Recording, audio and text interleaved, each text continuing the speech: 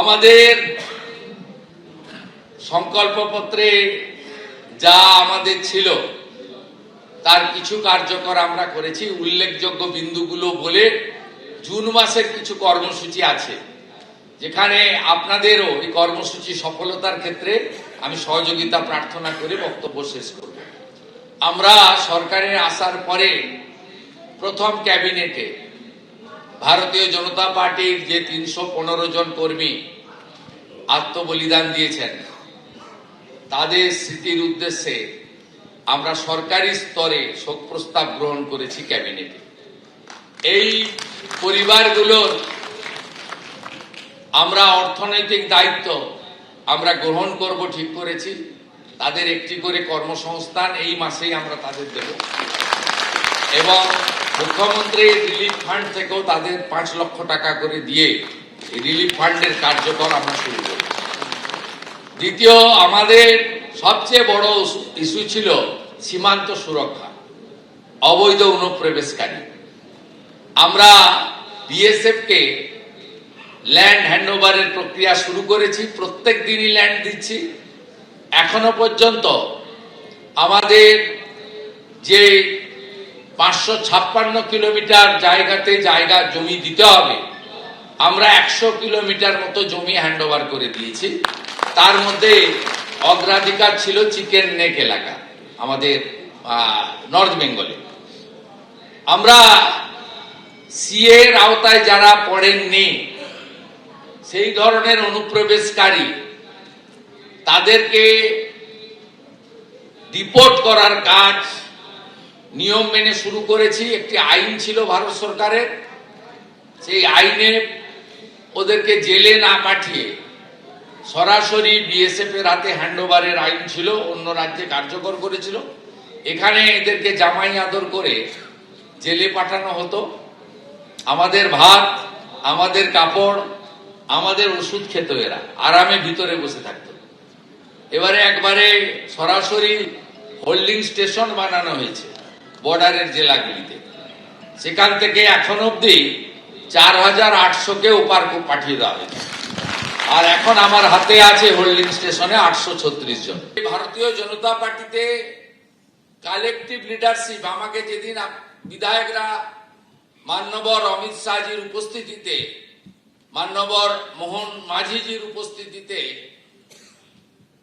আমাদের পরিষদীয় দলের নেতা নির্বাচন করেছিলেন, সেদিন আমি ঠিক এই মঞ্চে এই জায়গা থেকে দাঁড়িয়ে বলেছিলাম যে আমাদের সকলের নীতি হওয়া উচিত এবং আমিও সেটা মেনে চলি, বা এই ১ মাস আমি চলার চেষ্টা করছি। সেটা হলো আমি নয় আমরা, একটা কালেকটিভ লিডারশিপ এবং সবাইকে নিয়ে ঐক্যবদ্ধভাবে চলা এবং মানুষের যে বিরাট প্রত্যাশা। এই পুরো নির্বাচনের ক্যাম্পেনিং এর নেতৃত্ব দিয়েছেন যশস্বী প্রধানমন্ত্রী নরেন্দ্র মোদীজি। তিনি যেভাবে প্রত্যেকটা বিষয় পশ্চিমবাংলার বর্তমান অবস্থা এবং বিজেপি এলে মানুষের কি পরিবর্তন স্বাদ তারা পাবেন, সেটা অক্ষরে অক্ষরে পালন করার গুরু দায়িত্ব অনেকটাই মুখ্যমন্ত্রী হিসেবে আমার কাঁধে বর্তায়। আমি সেটা করার চেষ্টা করছি এবং ভবিষ্যতেও করব। সাথে সাথে আমাদের এই রাজ্যে রাজনৈতিক সচেতন রাজ্য, এই রাজ্যে রাজনীতি ১২ মাসই হয়। অন্য রাজ্যগুলির তুলনায় খানিকটা ভিন্নতা এখানে আছে। তাই আমাদের সংগঠন, কর্মী, সমর্থক, তাদের মধ্যে রাজনৈতিক সচেতনতা বৃদ্ধি করে ৪৯ বছর, প্রায় ৫০ বছরের কাছাকাছি, ৩৪ বছরের বাম জমানা, ১৫ বছরের তৃণমূল জমানা, এই জায়গা থেকে বেরিয়ে এসে আমাদেরকে বিজেপির রাজনৈতিক চিন্তন, রাজনৈতিক ভাবধারা, মাননীয় প্রধানমন্ত্রীর গ্যারেন্টি, সর্বোপরি মানুষের প্রত্যাশা এবং পশ্চিমবঙ্গের নিরিখে সরকার কি কি করতে পারবে, কখন কখন কোন বিষয়ে অগ্রাধিকার দেবে, এই চিন্তা ভাবনায় আমাদেরকে জনপ্রতিনিধি এবং সংগঠনের মধ্যে সুদৃঢ় সম্পর্ক গড়ে তুলতে হবে।